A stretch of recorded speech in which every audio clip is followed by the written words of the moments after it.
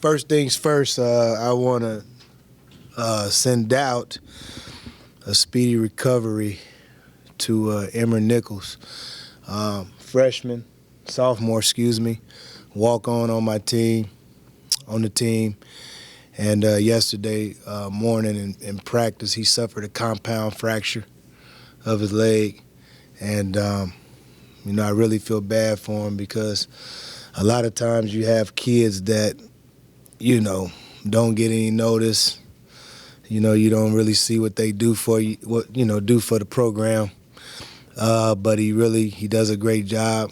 He's really helped us out in a lot of different ways. And, how I've always done it, when I've been head coaches, I treat the walk-on, I treat, the managers the same way I'll treat, your best players. I think the way you treat people is the character you were raised with. And I think, quite frankly, when you don't do that and, you show your true colors when you're in a position of power, when you abuse that power. So I just wanted to send a shout out to him. He had surgery this morning, and it was successful. And he's a big part of this. So we just we had him in our prayers, and again, hopefully he has a speedy recovery. This game was interesting. It was interesting from this standpoint because I've played in games like this, and what I try to tell our guys in leading up to this is that, man, you can't get bored with doing the little things. You can't get bored with doing the right thing, when you play a team like Virginia, because they do what they do, and they do it how they do it. It's not pretty. It's methodical.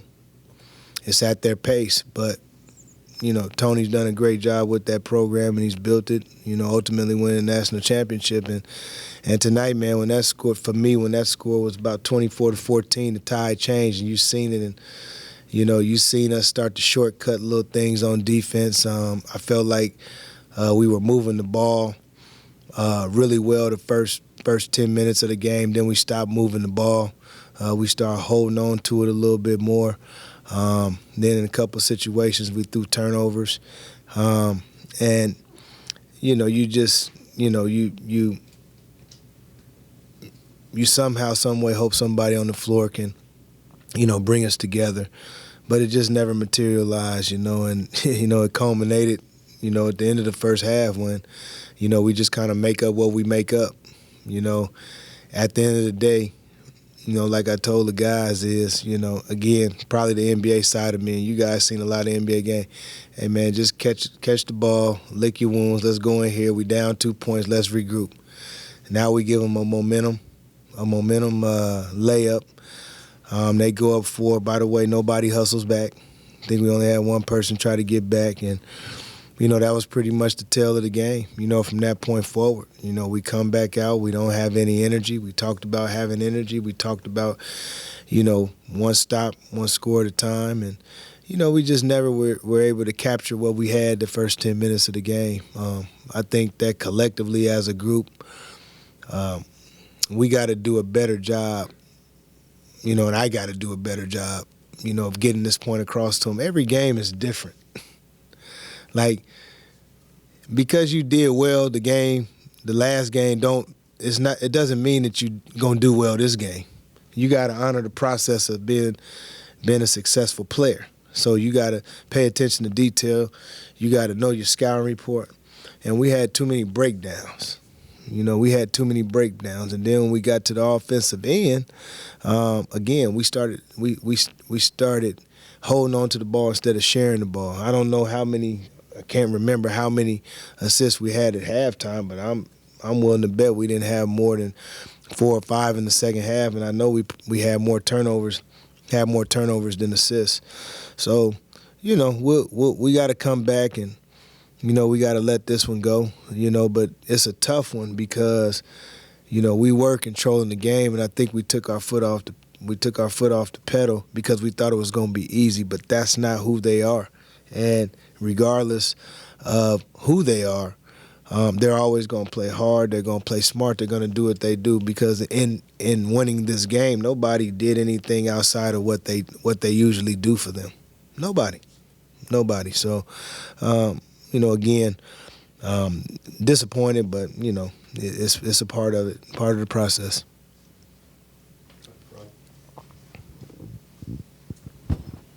What did they do with their screens that a lot of times saw your players trailing behind the guy with the ball? They didn't do nothing. We have a process of how we get through screens and how we don't get through screens, and we just didn't get there. We got there when we were scoring. So my whole thing is that you got to get there when it's tough too. See, basketball is difficult. See, it's a physical sport that fails to get talked about a lot, especially college. College is more physical than the pros. I just left the pros. They protect guys in the pros. I'm just telling you, like you gotta get down. You gotta dig down. You gotta get in the stance. You gotta get over screens. You might have to make 4, 5, 6 multiple play efforts in one possession. That's part of it. You know what I mean? And so, it's not about one screen. It's like if you get hit, you gotta get over that screen. You have situations where you can't pick and choose what you're gonna try to do. You can't pick and choose that. We've played 2 games in the last week where we played against really veteran teams, really savvy teams. And I think the difference between playing Virginia and playing Clemson was that their guards controlled the game, and they got exactly what they wanted. Even if that meant a shot clock violation. They got exactly what they wanted. So what happens is you got to play deep in the possession. So you might have to come off the screen and pin down 1 time, 2 times, and then when the shot clock get under 10, you might have to do it 3 times. You can't get broke down then. You might as well got broke down the first time. So I'm really not concerned about that more than I'm concerned about the fight. And that's all I really care about. Because, again, when the game is on, that's when you find out who's who.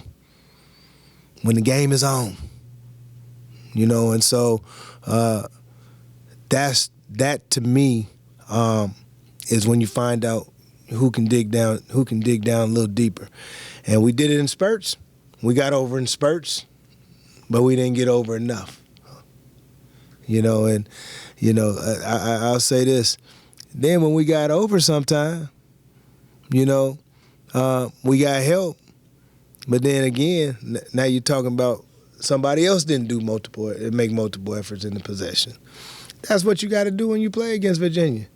It's going to be the same thing each and every time.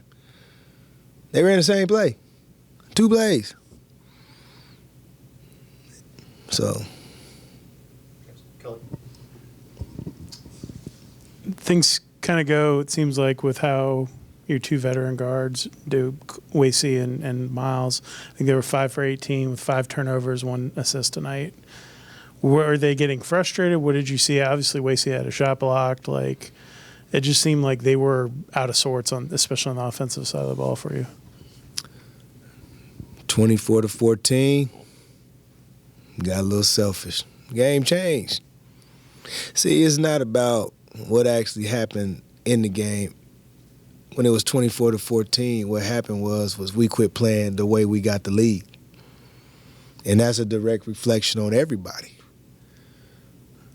Because you guys watched the game, so you seen the same thing I seen. We come off a ball screen, not creating no advantage, so you throw it back, everybody home. We had done a really good job, even in losses, of creating advantages. But tonight we just didn't create an advantage. They're a pack line team. They're going to hedge ball screens. They're going to tag rollers high. These are things that we talk about. Look, it's a part of it, man. And the thing about it is that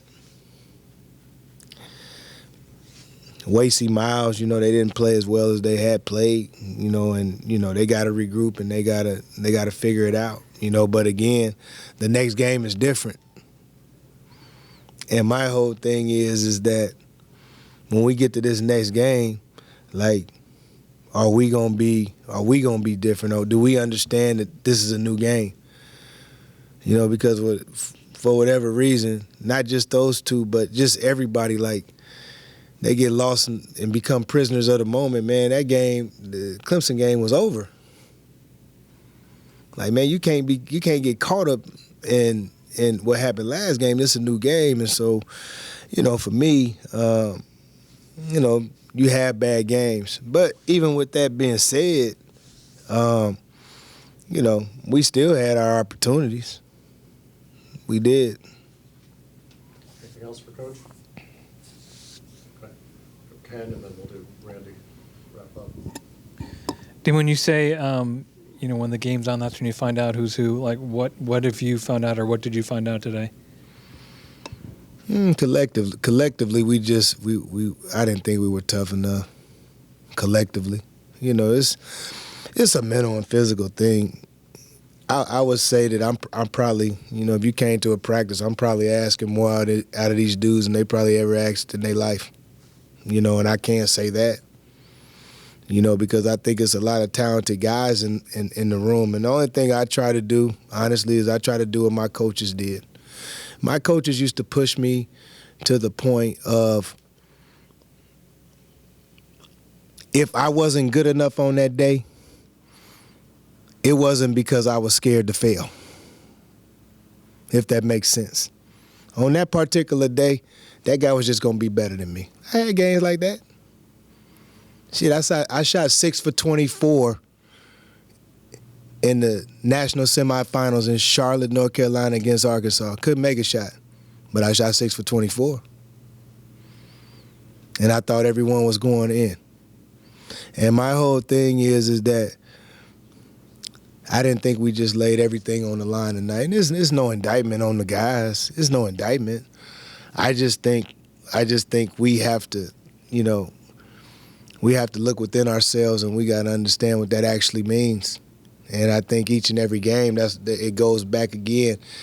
Are we going to be happy with a double overtime win in Clemson, then come back and then do this tonight when we had an opportunity to keep building? That's the thing, and I'll take the hits, because I have to get these guys going. I got to figure that out. That's a part of the process for me in figuring that out. But at times, for me, I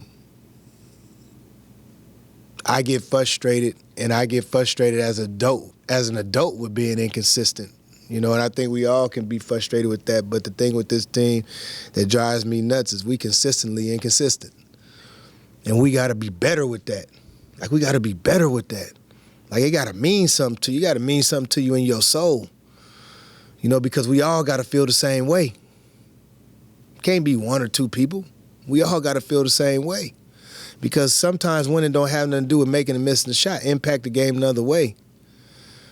So, that for me is a disappointing thing about tonight's game. But it's no indictment. It's just I got a competitive spirit. I have a competitive spirit. That's who I am. I'll bet somebody I can walk to the door faster. But that's just me, because that's how I grew up. That was what was instilled in me. And this, if you don't have that in you on a consistent basis, man, it's hard. It gets hard when you play teams like Virginia. It gets hard. Randy, Lawrence, and then we'll wrap up. The physicality of Dunn and Minor inside, sometimes with Bai and so on, it kind of looked like young middleweight against mature heavyweights. Yeah. And maybe with Beekman's experience and physicality, kind of same way on the perimeter sometimes. What can some of those guys wearing the Georgia Tech uniform take out of this game in that regard about what they have to do against those kind of players? I think that you got to, we could take, Bai, and I even talked to him about, you got to respect the game. Don't play the name, if that makes sense. I just thought there's, some shots were going up, and it started in the first, again, I don't have selective amnesia on what happens in the game. It started early. We was just winning. Dunn got tipped dunk. Like it started early. And then it just started bleeding into the game. And, again, you can't watch. You got to check out. You got to know guys' strengths and weaknesses. The only way you can impact the game is that way. Pushing, shoving. You got to get low. Low man's always won. You can't be playing straight up and down. We just talked about that. No different type of game. Again, knowing each game is different. But, Ty, all those guys, we got to do a better job. Our rebounding collectively is going down. And it doesn't matter if we're playing one big or two. We got to be a better offensive rebounding team. We got to be a better team. We can't have 29 collective rebounds. We average 40 a game. You can't have 29 collective rebounds. You're not going to win games like that. Lawrence, wrap us up. When you look at the late push your team made, no turnover after with less than 8 minutes left in the game, and then cutting it all the way down to 5. You talked about on ball or just rebounding, selfishness, not being selfish. Do you feel like in that span it got back to looking like the first half run that you all had, or just looking at that second half? Yeah, I mean, I did. We can't change the tempo, but this is what I say, and and I know somebody would keep this, but I'm all right with it. In 3 years, I shouldn't be up here talking about this, because this is what I would tell you. And I can say this from experience. It's never in college, but in the pros. It's easy to play come from behind when you're losing by double figures. The game don't have as much meaning at that time. But when we had a chance to get a stop, and it was, I think, 70-64, we played them deep in the possession. Miles didn't contest a 3 on the best shooter on the court, and they go up 9.